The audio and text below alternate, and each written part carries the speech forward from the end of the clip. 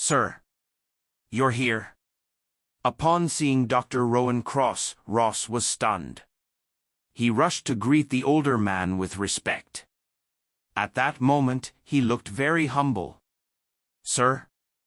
Could it be, this person is the great Dr. Cross?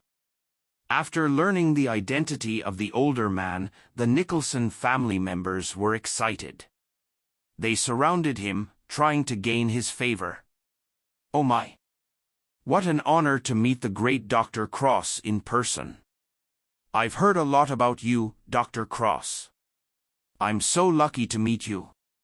Everyone chimed in, praising the doctor. One should know that this doctor was well known across the 7 seas. Not only was he good at curing others, but he also had a vast network of connections and was incredibly influential. Just a word from him could change one's life. Dr. Cross, aren't you resting? Why are you here? The doctor asked curiously. A friend called me saying you were messing around with a patient. Did such a thing happen? Replied Rowan Ross. He was not happy. Earlier that day, he had received a call from his biggest savior. He was so happy that he rushed to the hospital as fast as possible. A friend? Everyone exchanged glances before looking at Matt. In their eyes, only someone noble could be considered a friend of Dr. Cross. In this room, Matt was the only person noble enough. Dr. Cross, I've heard a lot about you. At that moment, Matt suddenly stepped forward and introduced himself. I'm Matt Laney, from Millsburg. I believe you've met my father. Rowan replied softly. He scanned the room as if looking for something.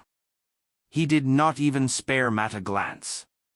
Shot down by the doctor's cold response, Matt fell silent awkwardly. Sir, have you lost something recently? Ross asked. Lost something? Rowan raised his eyebrow. What do you mean? Earlier, someone here stole your antidote. Luckily, I noticed in time and stopped him so that you won't suffer any losses, the doctor said excitedly. Hexanavir was his mentor's most prized treasure.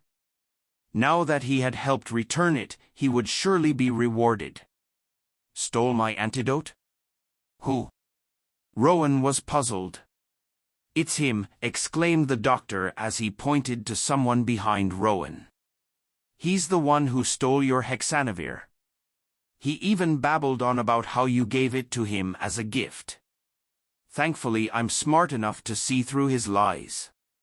Otherwise, he would have run off with the antidote. Dr. Cross, Dustin's actions have nothing to do with us. If you want to get him, just get him. It is none of our business. That's right. Hurry and get rid of him. The Nicholson family was afraid to get in trouble, so they all started pointing fingers at the culprit.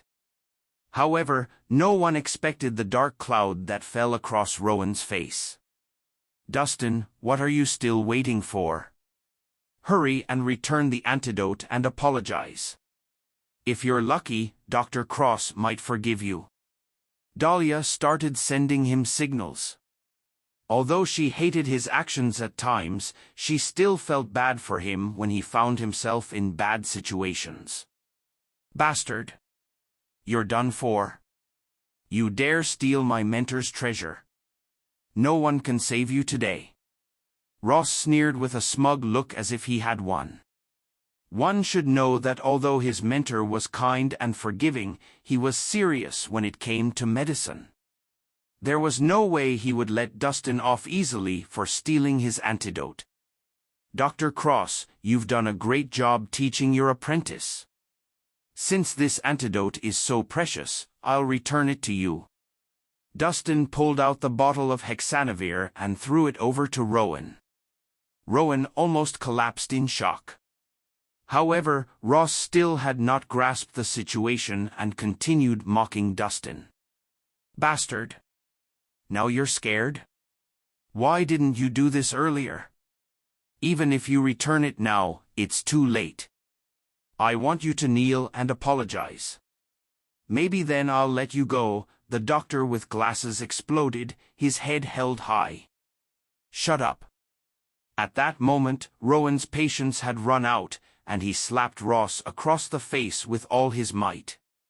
Rhys fell to the ground with a loud smack. He felt like he had dislocated his head. Blood started to flow from his nose.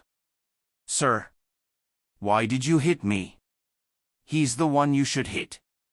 Rhys asked, stunned as he held his face, not understanding what he did wrong. His master had slapped the wrong person. You dare disrespect Mr. Rhys? You're the one who should be slapped. Rowan bellowed in a fit of rage. He lifted Rhys to his feet and slapped him several more times. Rhys' face turned a darker purple with every slap. Even his teeth started falling out. Everyone was confused at this scene. What is going on? Shouldn't Dr. Cross be lashing out at Dustin? Why is he hitting his apprentice? Everyone wondered. You imbecile! Brainless scum! Who gave you the guts to disrespect Mr. Rhys? I'll beat you till you come to your senses. Rowan roared as he kept hitting with no mercy.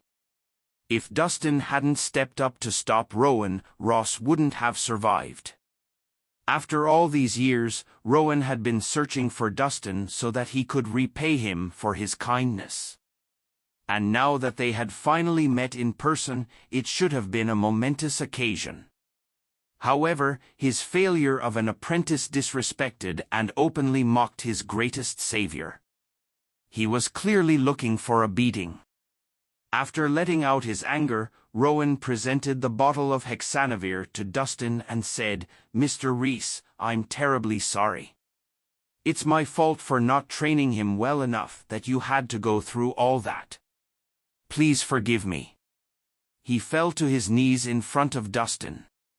Seeing Rowan kneeling before the man, everyone was stunned into silence. Their eyes widened with shock as if they had seen a ghost. The great Dr. Cross is kneeling and apologizing to a nobody? What in the world is happening? Everyone wondered.